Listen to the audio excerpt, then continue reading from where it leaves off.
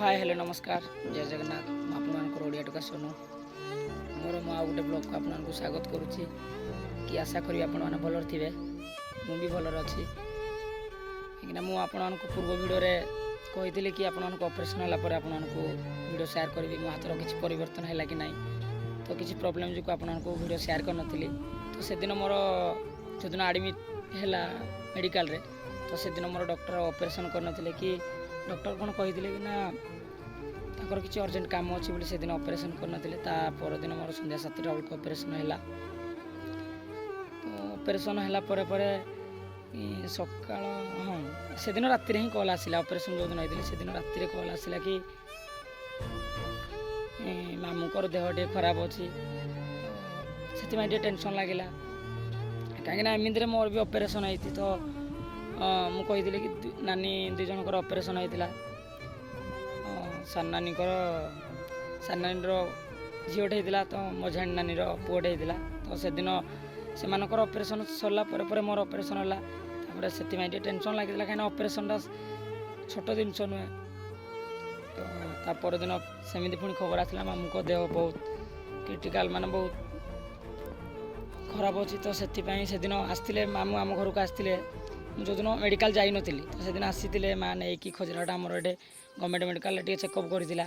कि चेकअप किसी तो बाहर नाला सेमती विशेष किसी है नाला तो थंडा कौन थी माँ कहला तो माँ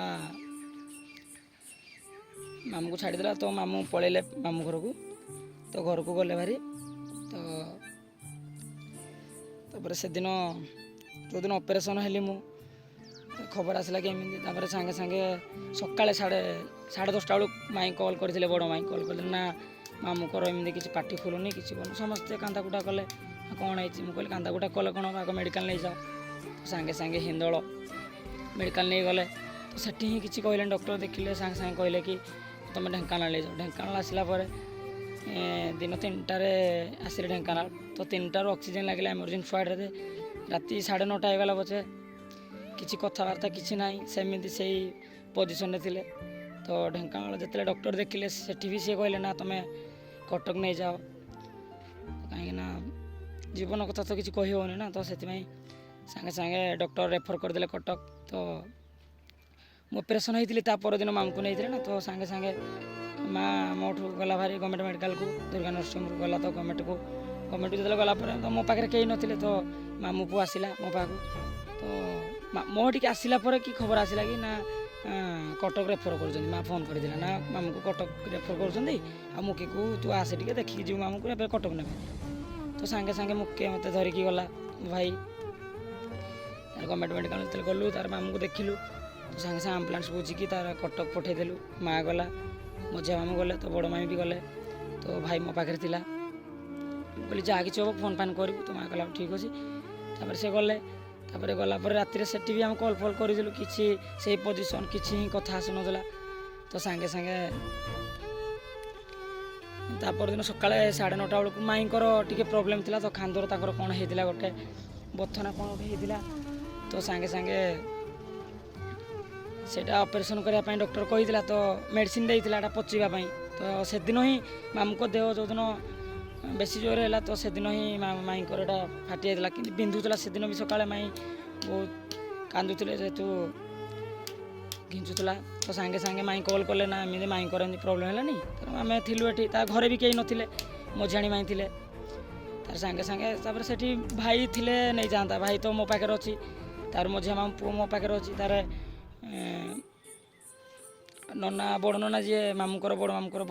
बड़ पुओ जी से तो तालचेर रोज तो सांगे सांगे से आसापी लेट है तो से दिन सांगे सांगे ऑपरेशन एपटे कथा हो तो सांगे सांगे माँ कॉल कला कि ना पुओ आ मामू नहांती तो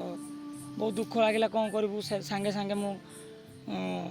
दुर्गा नर्सिंग जे मैनेजर सांगे सांगे सांगे कथा ना मामू एमती डेथ है मत जमी जावा पड़ो कहीं भाई तो सांगे सांगे मोड़ आसता ना तो सेठी किसी जुगाड़ काठ तो सब जुगाड़ करा पड़ो कहीं से कटक आसला लेट हम तो आगुरी टे सब जुगाड़ करा पड़ो तो सांगे सांगे मोर डिस्चार्ज करदे ड्रेसिंग कले ड्रेसिंग कलापर सांगे सांगे मामू घर को आसिली जो आसिली तो सांगे सांगे 1:30 होगला मामू को लेकिन पहुँचला बेले सांगे सांगे तापर जहाँ जमी हेबार थिला सब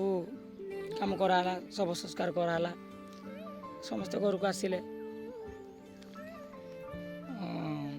ଦିନଟେ ରହିଛି, କାଲି ତ ଥିଲି ମୁଁ, ଆଜି ସାଙ୍ଗେ ସାଙ୍ଗେ ମାଇଙ୍କର କାଲି ଅପରେସନ୍ ହେଇଗଲା, 2:30 ବେଳକୁ ଅପରେସନ୍ ହେଇଗଲା। ମା ଏଠି ଢେଙ୍କାନାଳରେ ଅଛି, ତ ଡକ୍ଟର କ'ଣ କହୁଛନ୍ତି ବ୍ଲଡ଼୍ ଲାଗିବ ବୋଲି। କାଲି ଅପରେସନ୍ ହେଲା, ତ ଆଜି ଏବେ ମା ବ୍ଲଡ଼୍ ଲାଗିବ, ତ ମାଇଙ୍କଡ଼େ ମା କହୁଥିଲା ଏବେ ବ୍ଲଡ଼୍ ଲାଗିବ ବୋଲି। ତ ବଡ଼ ମାମୁଁଙ୍କର ବଡ଼ ପୁଅ ଯିଏ ରାକେଶ ଭାଇ ମୋ ନନା, ତ ସେ ମୋତେ ଏବେ ଛାଡ଼ିକି ଗଲା ଘରେ ଛାଡ଼ିକି ସେ ଢେଙ୍କାନାଳ ଏବେ ଯାଇଛି। ତ ଢେଙ୍କାନାଳ ଯାଇଛି, ଏଠି ତ ମା ଫୋନ୍ କରିଥିଲା କି କ'ଣ ମୋର ଆଉ ଥରେ ଏକ୍ସରେ କରିବାକୁ ପଡ଼ିବ, କାହିଁକିନା ମୁଁ ସେଦିନ ମୋତେ କହୁଥିଲେ ଏକ୍ସରେ କରିବା ପାଇଁ, ତ ସେଦିନ ଏକ୍ସରେ ପାଇଁ ଆଉ ଟାଇମ୍ ନଥିଲା, କାହିଁକିନା ଏପଟେ ଏମିତି ଦୁଃଖ। ତ ସାଙ୍ଗେ ସାଙ୍ଗେ ମୁଁ କହିଲି ନା ମୁଁ 2 ଦିନ ପରେ ଆସିବି ପଛେ, ମୁଁ ଆଜି ସାଙ୍ଗେ ସାଙ୍ଗେ ପଳେଇବି। ତ ମା ଏବେ କଲ୍ କରିଥିଲା ନା ଏକ୍ସରେ କରିବାକୁ ପଡ଼ିବ, ଆଉ ଯେଉଁ ଫାଷ୍ଟ ତୋର ଅପରେସନ୍ ହେଇଥିଲା ଯେଉଁ ଡିସଚାର୍ଜ ଫର୍ମ ଫଟୋଟା ଟିକେ ଫରୱାର୍ଡ଼ କର। ତ ମୁଁ ଏବେ ଯାଉଛି, ଯିବି ଘରକୁ, ତ ପଠେଇଦେବି, କାହିଁକିନା ମୋର କାଲି ଏକ୍ସରେ କରିଯିବି। ତ ମେଡ଼ିସିନ୍ ମୋର କିଛି ଆଣିନି, ତ ଅପରେସନ୍ ହେଲା ଦିନଠୁ ମୋ ହାତ ଏମିତି ଘିଞ୍ଚୁଛି, କ'ଣ କହିବି ଆଉ, ମାନେ ଯେଉଁଟା କୁହନ୍ତି ସମ୍ଭାଳିବାକୁ ଦମ୍ଭ ରଖିକି ରହିବାକୁ ପଡ଼ିବ। ମେଡ଼ିସିନ୍ ଆଣିନି କି ଇଞ୍ଜେକ୍ସନ୍ ଖାଇନି, ମୋର ଆହୁରି ଇଞ୍ଜେକ୍ସନ୍ 12ଟା ଖଣ୍ଡେ ଇଞ୍ଜେକ୍ସନ୍ ନେବାର ଥିଲା, କିନ୍ତୁ ମୁଁ ଇଞ୍ଜେକ୍ସନ୍ ନ ନେଇକି ପଳେଇ ଆସିଲି। ତ କାଲି ଗୋଟେ ପେନ୍ କିଲର୍ ମାରିଥିଲି ସକାଳେ, ତ ଟିକେ ବିନ୍ଧା କମିଥିଲା। ତ ଆଜି ତଥାପି ଏବେ ବି ବହୁତ ଜୋରେ ବିନ୍ଧୁଛି, କିନ୍ତୁ କ'ଣ କହିବି। ତ ଆପଣମାନଙ୍କୁ ମୋର ଆଉ ଗୋଟେ ବ୍ଲଗ୍ରେ ଦେଖାହେବ। ତ ଜୟ ଜଗନ୍ନାଥ, ରହୁଛି।